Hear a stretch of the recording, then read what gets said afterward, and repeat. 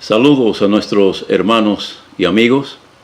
Como siempre, les habla el pastor Santiago Mejía en su programa, ese programa que llega a ustedes con todo el cariño, con todo el amor, la esperanza eterna.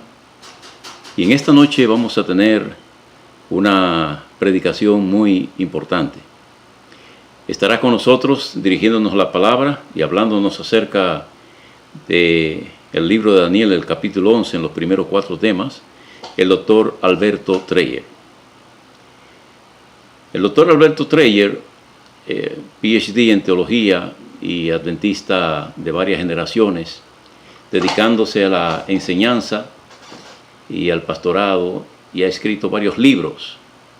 Ha escrito múltiples artículos, entre ellos La expectación apocalíptica del santuario, El jubileo y la globalización, El sello y las trompetas, Las gloriosas promesas del santuario, Los tiempos apocalípticos del santuario, La crisis final en Apocalipsis 4 y otros tantos que ustedes pueden conseguirlo fácilmente conectándose con Amazon.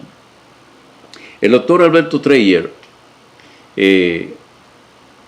es un teólogo adventista de varias generaciones, un defensor de la verdad de la palabra y de la iglesia.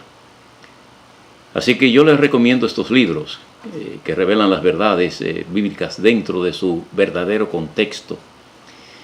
Y el doctor Dreyer tendrá para nosotros algunos temas, como ya dije, importantes, porque tenemos, gracias a Dios, en este tiempo final en el cual vivimos, a hombres dedicados a cuidar a su iglesia y a definir con claridad las doctrinas bíblicas que nos presenta el Señor. Así que tendremos el tema de esta noche, el príncipe del pacto. Luego tendremos otro tema que será el domingo en la noche, la imposición de la abominación desoladora. Luego tendremos la historia profética del papado romano. Luego tendremos identificando a Babilonia de los últimos días. Y pueden ver a través de la esperanza eterna, que dice Pastor Santiago Mejía, en YouTube y Facebook. Así que localicen esta programación a las 7 de la noche con el doctor Alberto Dreyer. Muy bien, después de haber dado esta introducción, ahora vamos a tener una parte espiritual, una parte que está relacionada precisamente con eventos finales y que nos canta un joven, y el título del himno se titula Ponte de pie. Así que con gozo en nuestros corazones vamos a escuchar esta parte especial.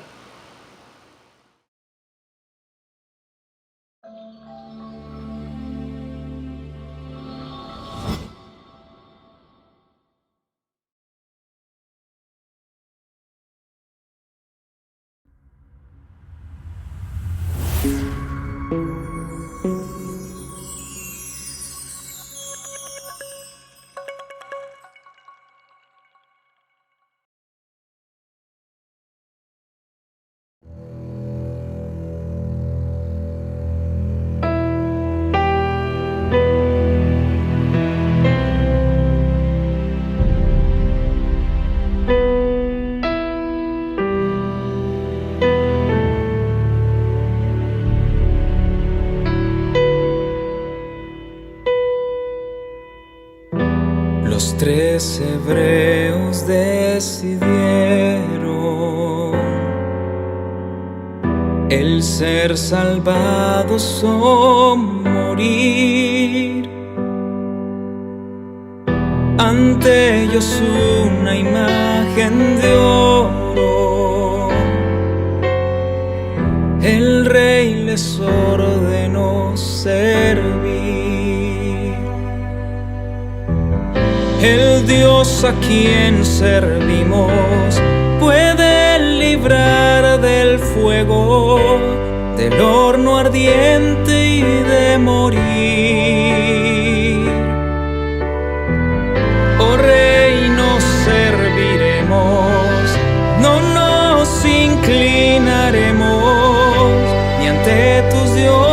dioses ni ante ti. Ponte de pie ante esa imagen, no te arrodilles, ponte de pie. Está en las manos de Dios librarte. Antes la muerte que ser infiel. En este tiempo en que la fe se oscureció, de la frialdad obtendremos el calor. De cobardía sacaremos el valor y lealtad de la traición.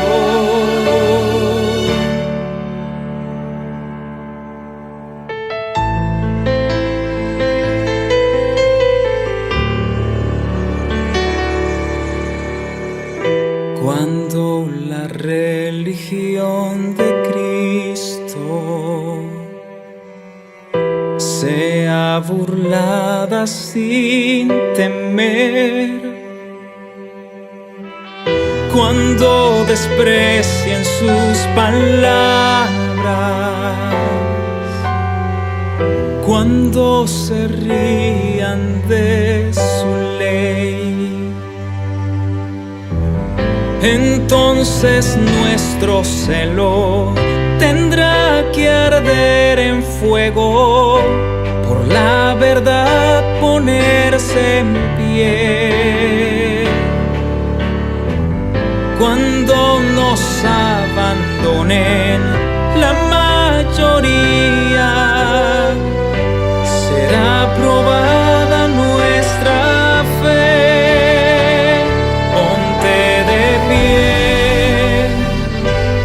Esa imagen, no te arrodilles, ponte de pie. Está en las manos de Dios librarte. Antes la muerte que ser infiel, que ser infiel.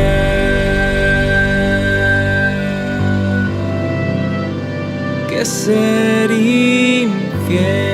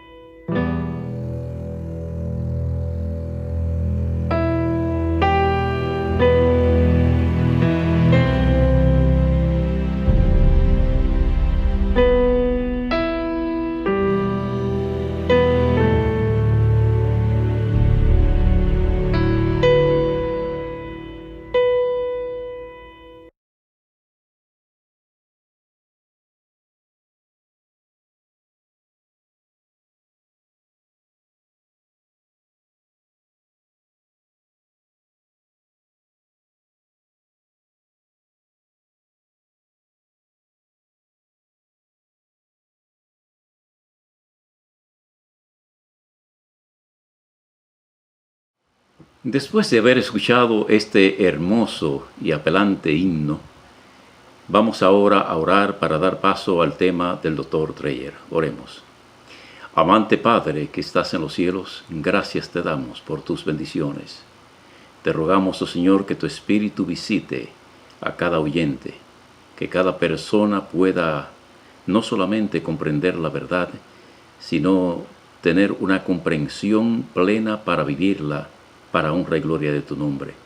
Bendice al doctor Treyer la exposición de tu palabra y que ella pueda preparar nuestras vidas para conocer más de ti y para el encuentro que hemos de tener cuando tú te manifiestes como Rey de Reyes y Señor de Señores. Bendiciones que te imploramos en el nombre de Jesús. Amén. Amén.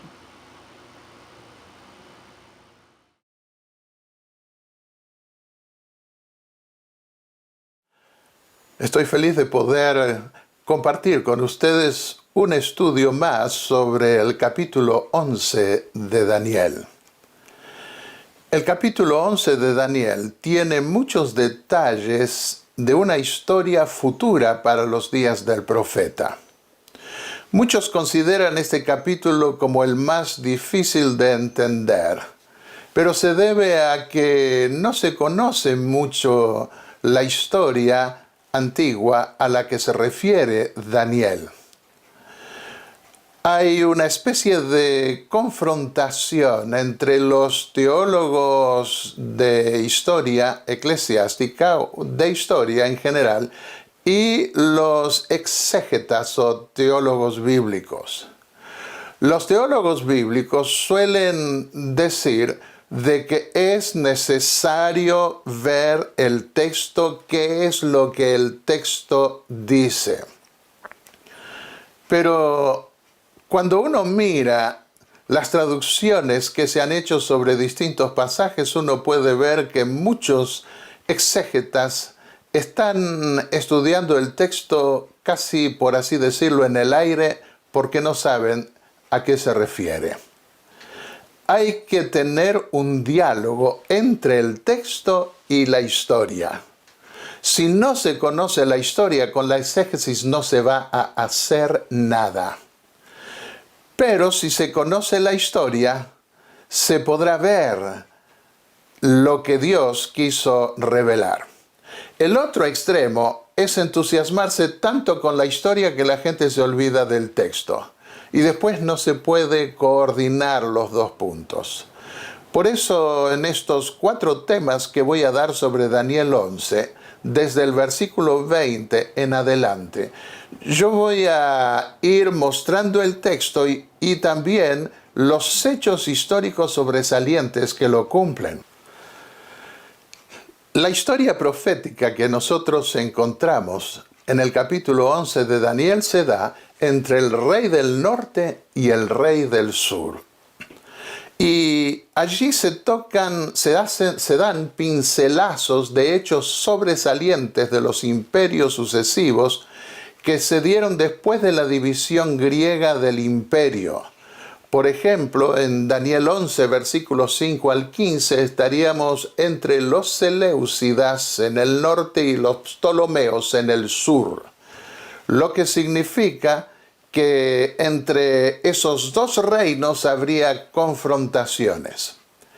En esos pincelazos, en esos grandes esbozos de la historia, a veces uno ve instituciones más que personas, pero se pueden distinguir algunas personas en específico que son las personas más sobresalientes de una característica de esos reinos.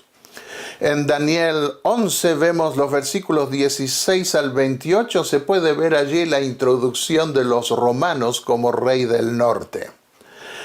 Incluye el sur en las luchas de sucesión que culminan con la división del imperio en la época de Constantino.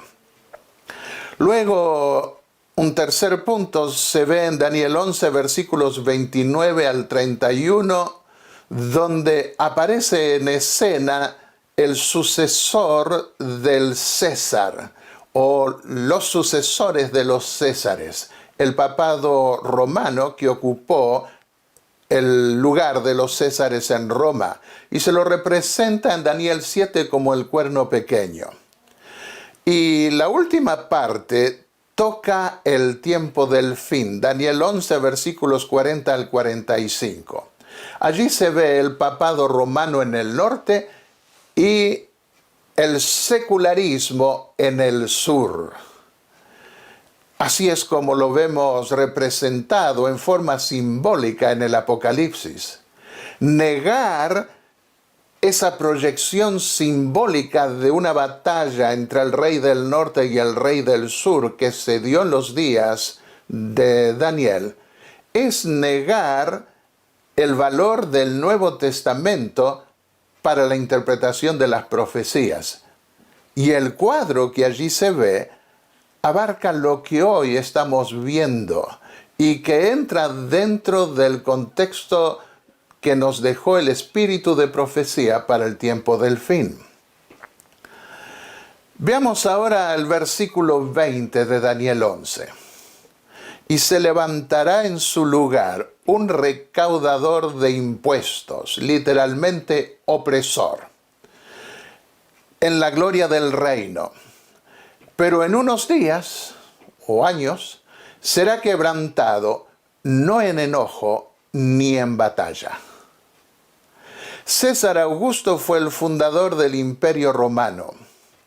A diferencia de otros emperadores, falleció pacíficamente en el año 14 después de un reinado de más de 40 años. Duró pocos días en su lecho de muerte, pero lo suficiente como para que Tiberio fuese a verlo y dejar su legado imperial en orden para la sucesión.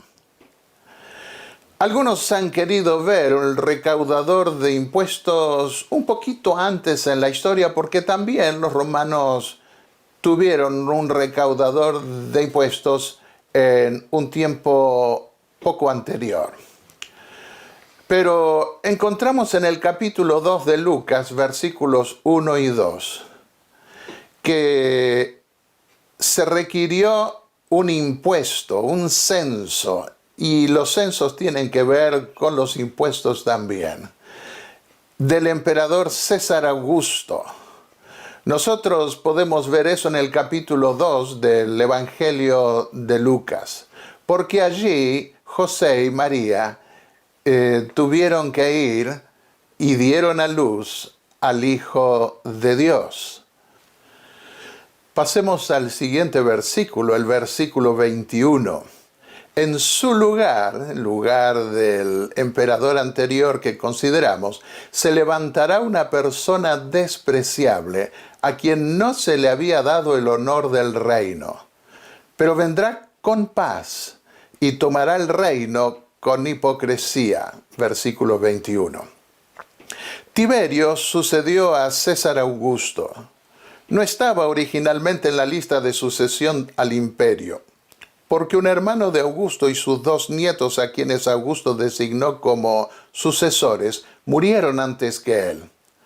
Por lo cual Augusto terminó nombrando en su testamento a Tiberio, quien instaló una dinastía mezclada proveniente de 2 familias.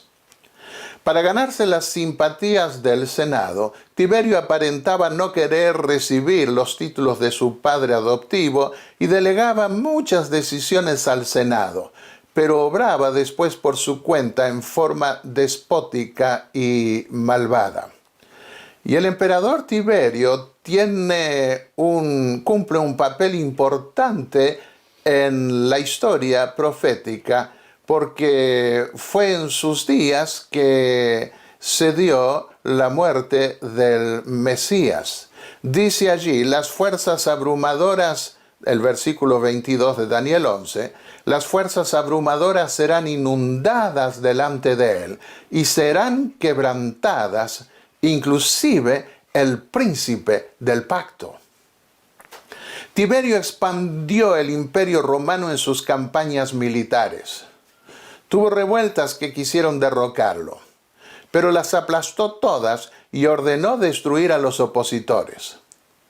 En sus días fue crucificado el príncipe del pacto, del cual hablaremos hoy, por soldados romanos. Y ese quebrantamiento del príncipe del pacto se extiende a sus seguidores en los primeros 2 siglos del cristianismo, más específicamente incluso gran parte del tercero. Así que vemos que se cumple un período dentro del Imperio Romano de oposición a la fe y al testimonio cristiano, en donde muchos fueron a parar al Coliseo romano, donde murieron comidos por fieras, crucificados, quemados, etc. Esta profecía, que sería quebrantado el príncipe del pacto, nos permite ubicarnos también en el tiempo. Porque en el capítulo 9 de Daniel, en los versículos 24 al 27 se habla de este príncipe del pacto dentro de un periodo de 70 semanas. Entiende que desde la salida de la orden, le dijo el ángel a Daniel, para restaurar y edificar a Jerusalén hasta el Mesías príncipe, habrá 69 semanas. 7 más 62 dan 69. Daniel 9, 25. Así que se anticipaba aquí la venida del Mesías, y en el primer siglo de la era cristiana, como voy a mencionarlo de nuevo en unos momentos más, había una efervescencia en muchos ambientes judíos por la llegada del Mesías en base a la profecía de las 70 semanas de Daniel. Ahora, al príncipe del pacto. El pacto se lo estableció en el santuario de Israel. Y los príncipes del santuario, o príncipes de la casa de Dios, eran los sacerdotes que administraban los sacrificios y enseñaban la teología del evangelio, del pacto de Dios con su pueblo. Príncipe de los sacerdotes también se los llamó. Hay varios pasajes que aquí tengo en la diapositiva y que no tenemos tiempo para considerar en cada uno de ellos. En ese calendario del templo, nosotros podemos ver que hay una inauguración a la que se refiere Daniel 9, al hablar de las 70 semanas de años, que comenzaría en la primavera. Y hay otro calendario que era el calendario del reino, y lo llaman calendario civil porque no hay más reyes en Israel, y era el calendario que comenzaba en otoño y que comenzaba con la conclusión del calendario sacerdotal o el calendario del templo, con la purificación final de ese templo. Y el comienzo del ministerio de Jesús como príncipe del pacto se dio en el año 27, luego que fue ungido en ocasión de su bautismo. Dice el historiador Lucas, el historiador sagrado, en el libro de los Hechos de los Apóstoles, capítulo 10, versículos 37 y 38. Vosotros sabéis lo que se divulgó por toda Judea, después del bautismo que predicó Juan, cómo Dios ungió con el Espíritu Santo y con poder a Jesús de Nazaret, y cómo éste anduvo haciendo bienes y sanando a todos los oprimidos por el diablo, porque Dios estaba con él. Allí comenzaba la última de las 70 semanas, cuando el Mesías debía venir para confirmar el pacto. Y en el capítulo 1 de la Epístola a los Hebreos, el versículo 9, nos dice el apóstol Pablo, usando una cita del Antiguo Testamento, Dios te ungió con óleo de alegría, cuando ascendió al cielo y se sentó a la diestra de Dios. Habría un ungimiento inaugural. En realidad, la unción o el ungimiento se daba siempre en la inauguración. Daniel 9:24 anticipaba que iban a pasar 70 semanas, y en esas 70 semanas, en la última semana, se ungiría el lugar santísimo, Kodesh Kodashim en hebreo. Esto está en armonía con el símbolo efectuado en el antiguo templo de Israel, Éxodo 30, versículos 26 al 30, y después vemos el versículo 40, dice, ungirás el arca del testimonio a Aarón y a sus hijos. Se ungía el santuario, comenzando con el lugar santísimo. También los otros muebles del templo venían luego. Y en esa última semana se pondría fin a la rebelión, se terminaría con el pecado, se expiaría la iniquidad y se traería la justicia eterna.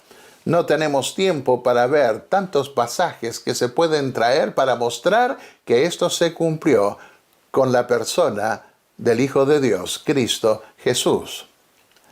Veamos ahora, dice el capítulo 9 del libro de Daniel, en esa profecía de las 70 semanas, que después de las 69, recordemos 7 más 62, después de las 69 semanas se quitará la vida al Mesías, mas no por sí.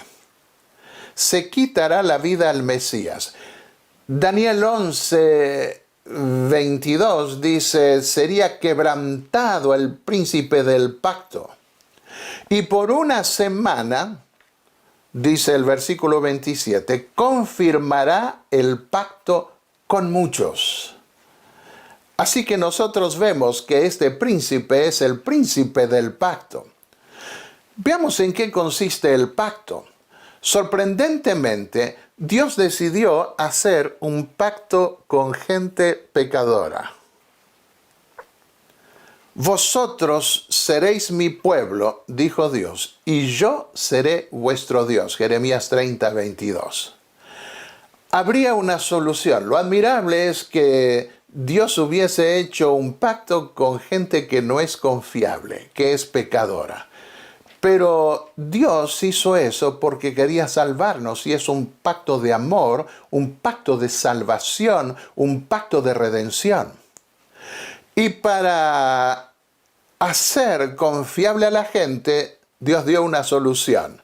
Deuteronomio 9, versículos 9 al 11 dice que le dio a Moisés las tablas del pacto, berit en hebreo, que el Señor hizo contigo, escritas con el dedo de Dios.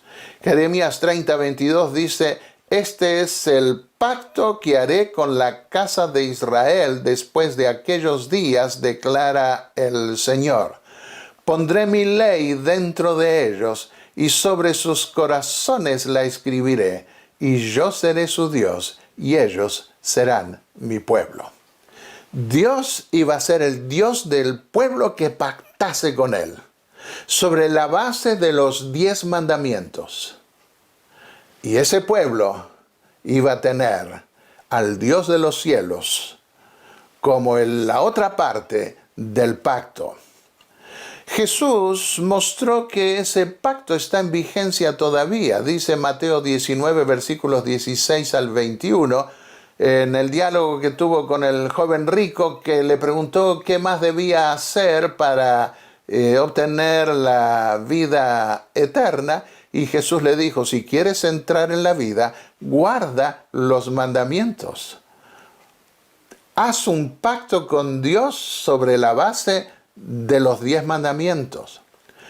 Pero como nosotros somos infieles, como nosotros no somos confiables, para guardar los mandamientos se requiere la sangre del pacto. Éxodo 24, 8 dice, la sangre del pacto que el Señor hizo contigo según todas estas palabras.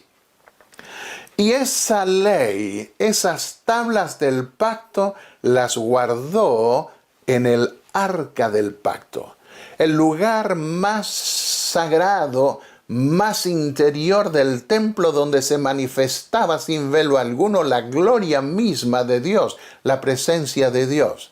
En Deuteronomio 31, 9 vemos que se llamó al arca arca del berit, arca del pacto. El arca tomó su nombre de los 10 mandamientos. No tenía sentido hablar de ese cofre de oro sin su conexión con los 10 mandamientos. También en Éxodo 25, versículos 21 y 22, se la llamó Arca del Edut, Arca del Testimonio, porque era el testimonio de Dios para que su pueblo pudiera hacer un arreglo, pactar con Dios. Y luego toda la tienda o tabernáculo pasó a llamarse tienda del Edut, tienda del testimonio. Cuando la gente oía hablar de esa tienda, donde estaba el arca sagrada de Dios, sabía que allí estaban los mandamientos y decía, esa es la tienda de los 10 mandamientos que Dios estableció. Para todo pacto siempre se requiere que haya un testimonio escrito donde se pongan las bases del arreglo que iba a haber. Y como Dios es el que inició ese pacto y el que tenía toda la autoridad para hacerlo, y era un pacto de misericordia, un pacto de gracia, entonces estableció 10 mandamientos. No llenó hojas y hojas y hojas que la gente se cansa de leer como hacen hoy cuando se va a hacer un pacto.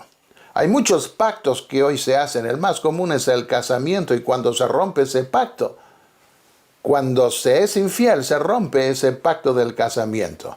¿Y cómo iba a resolverse eso? Aquí lo vemos en la tienda del testimonio del pacto con la sangre del sacrificio. El testimonio, 2 Crónicas 23:11, estaba en el libro del pacto, como lo dice Éxodo 24:7. La Biblia pasó a llamarse el libro del pacto porque dentro de la Biblia están los 10 mandamientos y esos 10 mandamientos se expanden en todo el desarrollo histórico, profético y poético de la Biblia. Y el Señor separó la tribu de Leví para llevar el arca del pacto del Señor, para estar delante del Señor, para ministrar y bendecir en su nombre. Deuteronomio 10:8. Vayamos al Nuevo Testamento. Algunos podrían decir, bueno, eso era antiguamente. Y en realidad hay muchas iglesias que dicen que eso era el antiguo pacto, que era algo muy antiguo.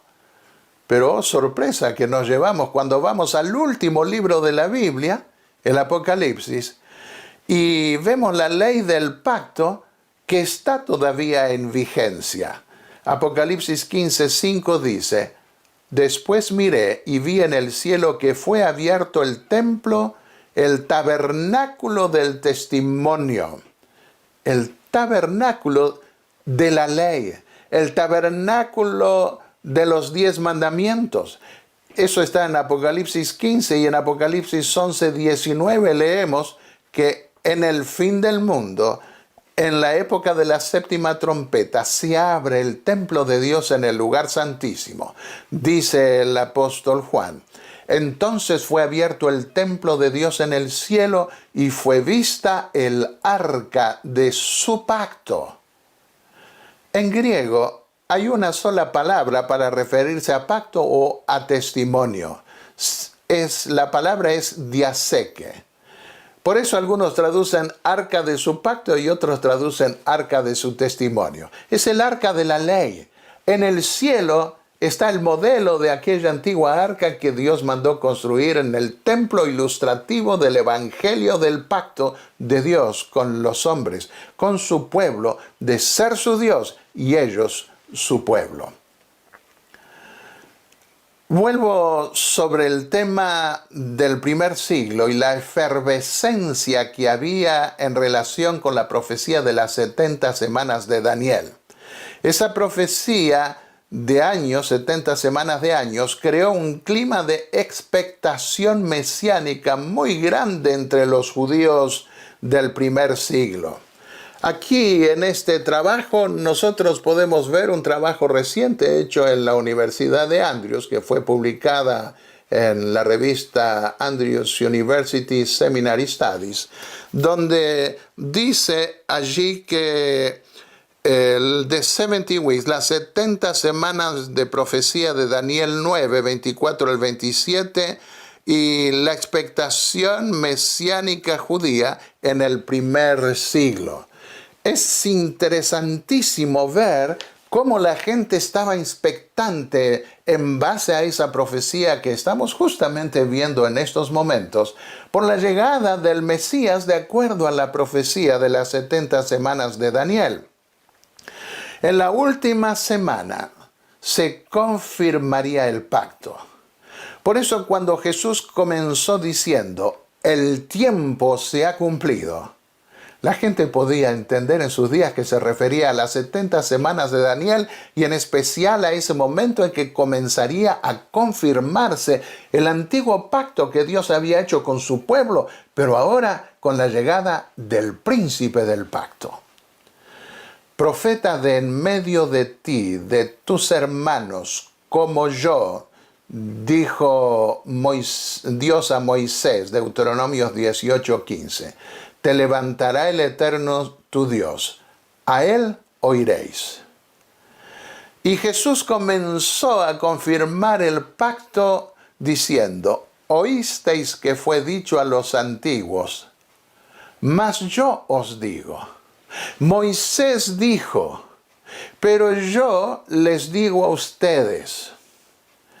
Jesús no se opuso a Moisés, pero le dio una confirmación a ese pacto antiguo que Dios había hecho con su pueblo y proyectó una dimensión espiritual que muchos en sus días habían dejado de ver. De manera que Jesús se levantó como un segundo Moisés aquí. Ningún otro profeta comenzó diciendo que Moisés dijo esto, pero yo os digo esto otro. No. Solo alguien como Moisés y hasta superior a Moisés se levantaría según la profecía que Dios le dio al mismo Moisés. Id pues y haced discípulos de todas las naciones, bautizándolos en el nombre del Padre y del Hijo y del Espíritu Santo, dijo Jesús al ascender al cielo, enseñándoles a guardar todo lo que os he mandado. Y he aquí, yo estoy con vosotros todos los días hasta el fin del mundo. Esto lo encontramos en la última parte del Evangelio de Mateo. Mateo 28, versículos 18 al 20. Y en el primer capítulo del libro Hechos de los Apóstoles, el versículo 8 dijo Jesús, recibiréis poder cuando el Espíritu Santo venga sobre vosotros y me seréis testigos en Jerusalén, en toda Judea y Samaria, y hasta los confines de la tierra. Primero debían comenzar en Jerusalén y en toda Judea y Samaria. Debía confirmar el pacto con muchos que Dios había prometido para el pueblo de Israel. Y luego se extendería hasta los confines de la tierra. Y el último mensajero que se dirigió a la nación judía como lo hacían los profetas en la antigüedad fue Esteban, que fue apedreado por dar ese testimonio y como resultado nunca más se levantó un profeta que se dirigiera a la nación como lo hacían los antiguos profetas en el mundo antiguo, que se dirigiera a la nación judía. Esteban fue apedreado en el año 34 al cumplirse la última semana de confirmación del pacto que había predicho Daniel. Y Saulo, que tenía las ropas de Esteban, que perseguía a los cristianos, se convirtió poco después y fue llamado para ser apóstol de los gentiles. Apóstol de los gentiles. Ya ahora el pacto se iba a extender hasta los últimos confines de la tierra.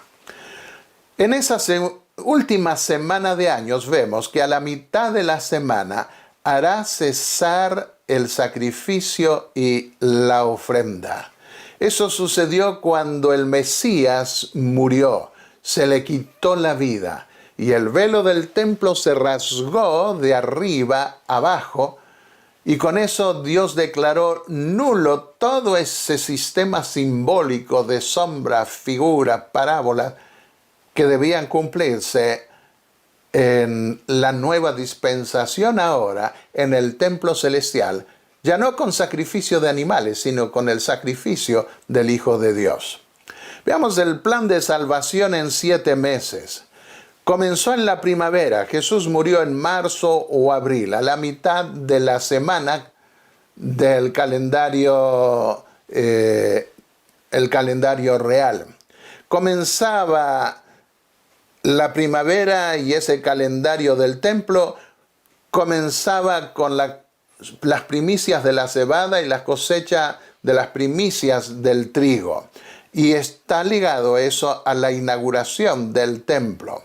Luego venía el verano y en el otoño terminaba la cosecha en torno a septiembre u octubre y se daba allí la cosecha final. Dijo Jesús, los segadores son los ángeles. Se concluía este calendario del templo y comenzaba el calendario del reino.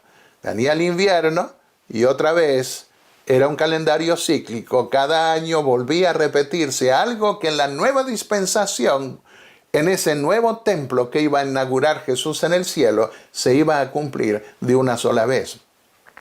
La mitad de la semana requiere comenzar y terminar la profecía en el otoño. 3 años y medio en una semana de años son 3 años y medio. Así que en la mitad fue la primavera. En la mitad de la semana pondrá fin al sacrificio y la ofrenda.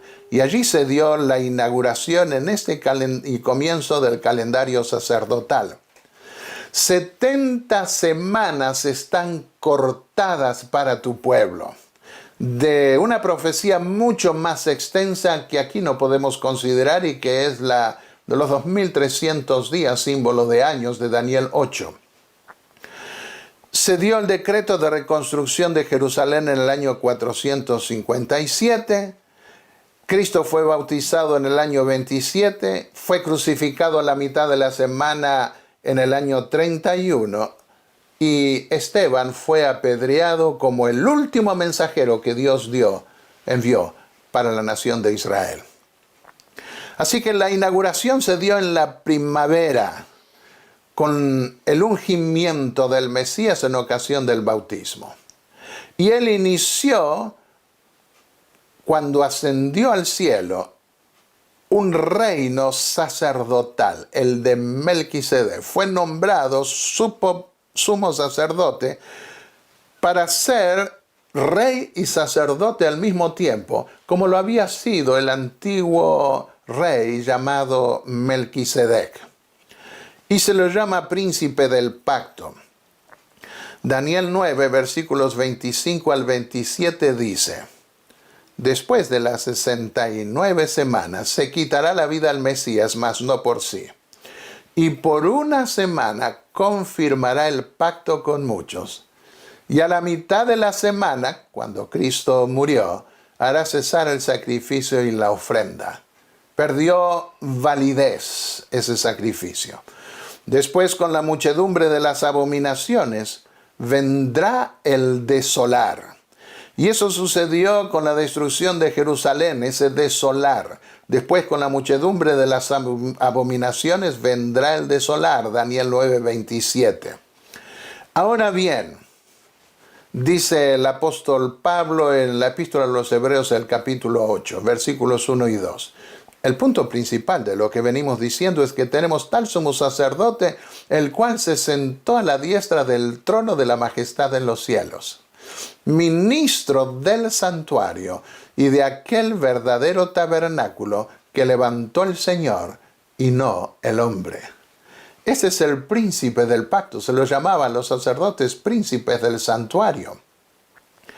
Pero ahora siguió diciendo el apóstol Pablo en los versículos 6 al 8 de Hebreos 8. Ahora tanto mejor ministerio es el suyo, cuanto es mediador de un mejor pacto, establecido sobre mejores promesas. Porque si aquel primero hubiera sido sin defecto, ciertamente no se hubiera procurado lugar para el segundo, argumenta el apóstol Pablo a sus congéneres judíos. Porque reprendiéndolos dice: he aquí vienen días, dice el Señor, en que estableceré con la casa de Israel y la casa de Judá un nuevo pacto. Hebreos 8, 6 al 8. Ese nuevo pacto tiene mejores promesas, porque no se da sobre sacrificios de animales, sino por el sacrificio del Hijo de Dios, la sangre del Hijo de Dios, que es definitiva. Había predicho Jeremías 31, versículos 34, el profeta Jeremías: He aquí que vienen días, dijo el Señor, en los cuales haré nuevo pacto con la casa de Jacob y con la casa de Judá. No como el pacto que hice con sus padres el día que tomé su mano para sacarlos de la tierra de Egipto, porque ellos invalidaron mi pacto. Así que ellos rompieron el pacto. Dios rompió con la nación de Israel. Pero ahora iba a pactar con el Israel espiritual. Y entonces, ¿qué iba a hacer? Iba a escribir esas leyes en su corazón. Por eso dice, ellos invalidaron mi pacto. Ahora yo voy a hacer un pacto con un pueblo que va a guardar mi ley. Este es el pacto que haré con la casa de Israel después de aquellos días, dijo el Señor. Daré mi ley en sus almas y la escribiré en su corazón. Y seré a ellos por Dios y ellos me serán por pueblo. Perdonaré su iniquidad y no me acordaré más de su pecado. Hebreos 9:15. Cristo es el mediador de un nuevo pacto, para que los que han sido llamados reciban la promesa de la herencia eterna. Cristo es el príncipe del pacto y es el mediador de ese pacto. Los israelitas no podían pactar directamente con Dios, lo hicieron a través de Moisés. Le clamaron a Moisés diciendo que no haga Dios ese pacto con nosotros. Nosotros vamos a obedecer, sino que lo hagas tú porque nosotros vamos a morir. Así ahora Cristo iba a ser el mediador del nuevo pacto, como Moisés lo había sido del antiguo pacto. La copa, la Santa Cena. Esta copa es el nuevo pacto en mi sangre, dijo Jesús, que es derramada por vosotros. Nosotros recordamos ese sacrificio de Jesús cuando participamos del ritual de la Santa Cena. Lucas 22:20 y 1 Corintios 11:25. 2 Corintios 3, versículo 6 dice: nos hizo suficientes como ministros de un nuevo pacto. A lo largo de los siglos, muchos escucharon el Evangelio y se transformaron en ministros de ese pacto. ¿En qué consiste ese ministerio? En contar la historia de la cruz y de lo que Jesús hizo por nosotros. Y en su carácter de mediador del nuevo pacto, Él intercede hoy por nosotros en el templo que está en el cielo.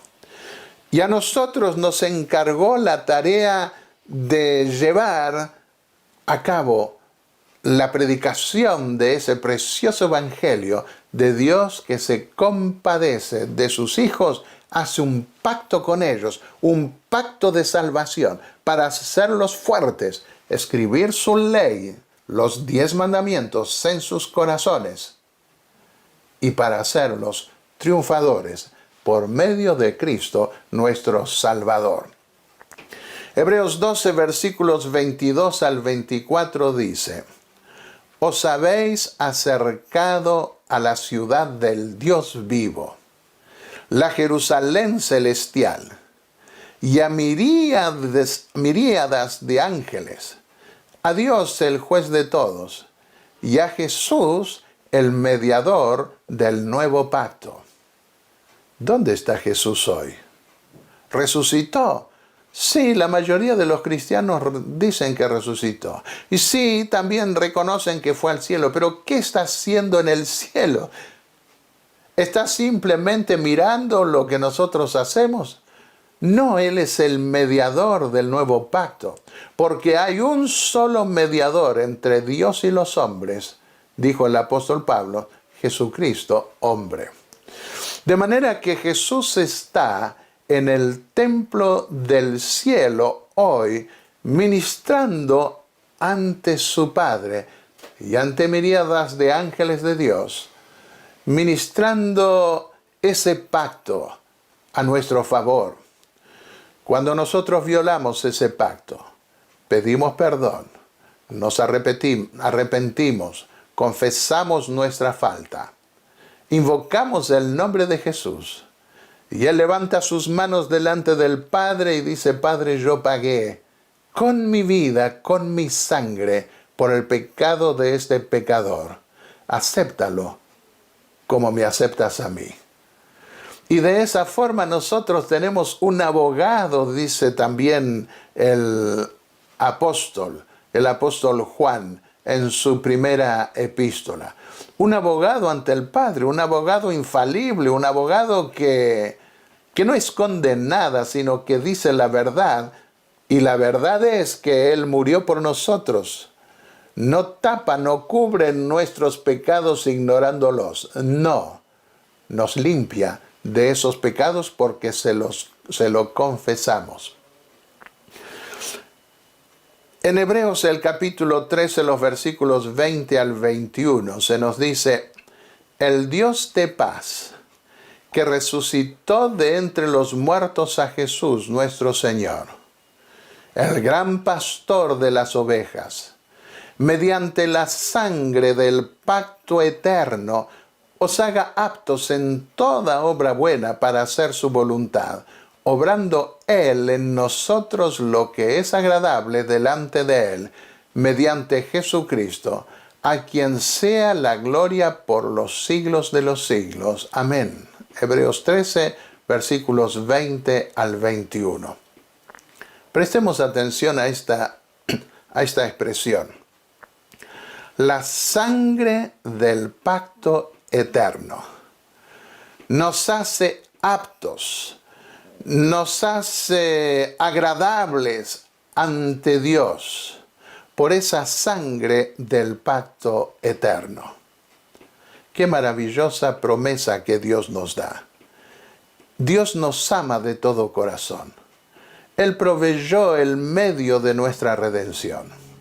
Al considerar la historia futura profética de Daniel 11, nosotros vemos guerras, luchas de poder, ataques al pacto santo. Hasta el mismo príncipe del pacto es quebrantado, le quitan la vida. Pero por encima de todo eso nosotros podemos ver que hay un Dios misericordioso que sigue pactando con todos aquellos que quieren hacer un pacto con Él para vivir eternamente en su reino. Allí donde te encuentres, quiero decirte que puedes hacer un pacto con Dios si lo deseas. Un pacto que de nuestra parte será débil, pero se hace fuerte porque Dios garantiza la victoria. Dios garantiza la efectividad de ese pacto. Que Dios te bendiga, mi querido hermano, y que puedas triunfar, es mi deseo. Que puedas hacer un pacto con Dios. ¿Cómo haces ese pacto? ¿Cómo puedes hacer ese pacto? Eso se realiza en el bautismo, cuando públicamente tú testificas ante el universo y ante los seres humanos que has decidido pertenecer a ese Dios del pacto. Que Dios desde ahora en adelante va a ser tu Dios y tú le vas a pertenecer a Él. ¿Quieres pertenecer a ese Dios del pacto? Mediante la intervención del príncipe del pacto, Cristo Jesús. Que así sea, es mi deseo. Amén.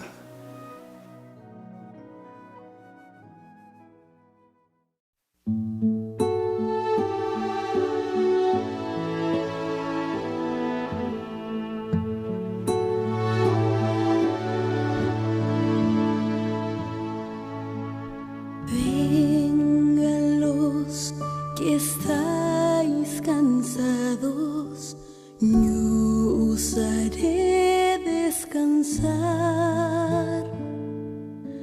Los que llevan grandes cargas, yo